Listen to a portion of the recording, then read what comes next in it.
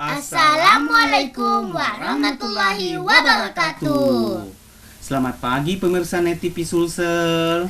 Sehat-sehat kena semua. Tetap ki juga jaga protokol kesehatan tak nah, biar aman ki semua dari COVID. Saya Aco Dan saya Cece.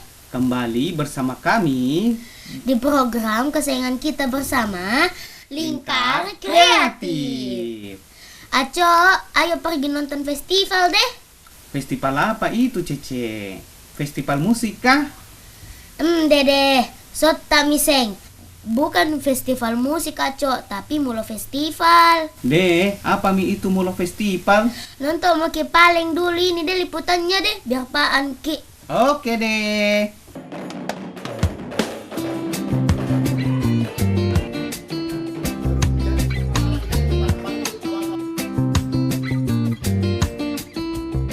Pemirsa, tentu tak ada yang tidak mengenal gedung tua di perempatan pojok Jalan Jenderal Sudirman dan Jalan Sungai Sadang, Kota Makassar ini.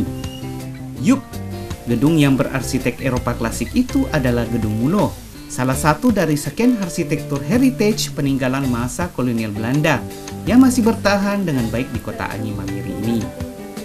Dalam catatan sejarah, gedung Meer it Onderwijs atau Mulo tersebut dibangun oleh pemerintah kolonial Belanda pada tahun 1927 yang merupakan sekolah bagi anak-anak pribumi di mana orang tuanya bekerja pada pemerintah saat itu. Wah, tinggi juga ya pemirsa nilai-nilai sejarah dari gedung ini. By the way, keberadaan Gedung Mulo saat itu dipandang sebagai kebijakan diskriminatif melalui politik etik kaum penjajah yang mengkotak-kotakan masyarakat ke dalam status sosial ekonomi dan suku. Itu pun, sekolah ini hanya menerima siswa dari sekolah rendah kolonial dan pribumi, serta menjadi sekolah tertinggi bagi warga pribumi yang ada di kota Makassar. Di kekinian, Gedung Mulo telah disulap menjadi perkantoran milik pemerintah Provinsi Sulawesi Selatan. Gedung yang didominasi cat warna putih ini sehari-hari selain disibukkan berbagai aktivitas perkantoran Dinas Kebudayaan dan Pariwisata juga difungsikan sebagai museum yang memiliki nilai sejarah tinggi dan bisa menjadi salah satu destinasi wisata kota di Makassar. Nah, pemirsa, baru-baru ini di Gedung Cagar Budaya tersebut digelar Mulo Fest, atau sebuah festival yang menyatukan nilai-nilai sejarah, nilai seni, dan mendorong tumbuhnya ekonomi kreatif di kota ini melalui UKM. Mulo Fest ini selain menampilkan aksi seni, pameran hasil kerajinan UKM juga memperkenalkan Gedung Mulo sebagai heritage dan salah satu objek wisata bersejarah di Sulsel.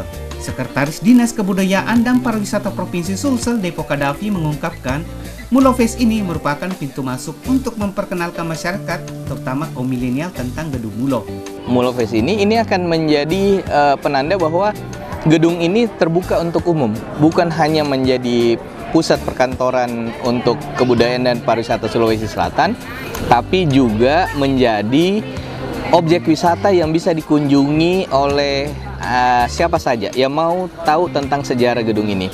Kami sudah mempersiapkan akan ada 2 tenaga guide yang untuk bisa menjelaskan tentang sejarah Gedung Mulo ini ke pengunjung yang akan datang ke Gedung Mulo.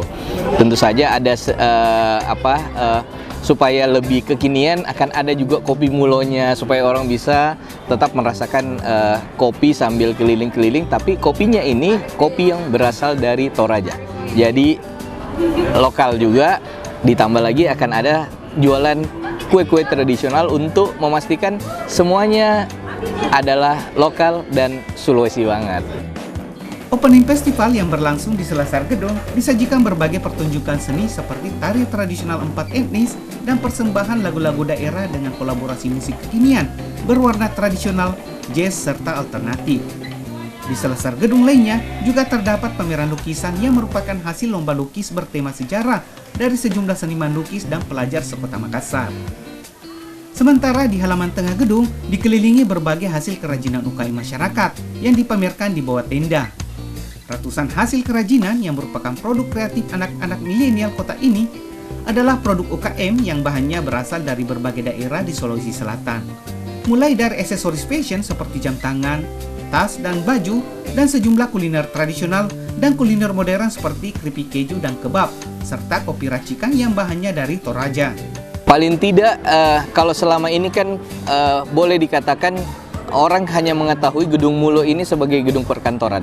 Tentu saja kalau kita sudah membuka diri sebagai sebuah destinasi, saya yakin ini akan ada peningkatan. Paling tidak wisatawan domestik yang datang ke Kota Makassar akan mendapatkan satu objek wisata baru. Jadi UKM-nya akan menetap di sini atau? Tidak. Jadi setiap kegiatan UKM-nya akan berganti. Iya, dan jumlahnya kalau sekarang ini ada sekitar 14, bisa jadi yang berikutnya akan bertambah menyesuaikan dengan kapasitas tempat dan tema acara. Karena tema acara juga akan berbeda setiap kali. Kalau kayak sekarang ini, tema acaranya adalah bagaimana kita mengangkat UMKM dan rasa lokal menembus Indonesia. Devo Kadafi yakin merubah wajah Gedung Mulo menjadi destinasi wisata juga merangsang pertumbuhan ekonomi warga. Untuk acara Mulo Fest ini sangat membantu kami para pelaku UMKM untuk mempromosikan barang-barang kami kepada masyarakat luas. Ratusan pengunjung yang memadati Mulo Fest ini mengapresiasi pagelaran seni dan pameran UKM ini sebagai bentuk persenyawaan nilai seni, nilai sejarah, dan kemajuan ekonomi kreatif.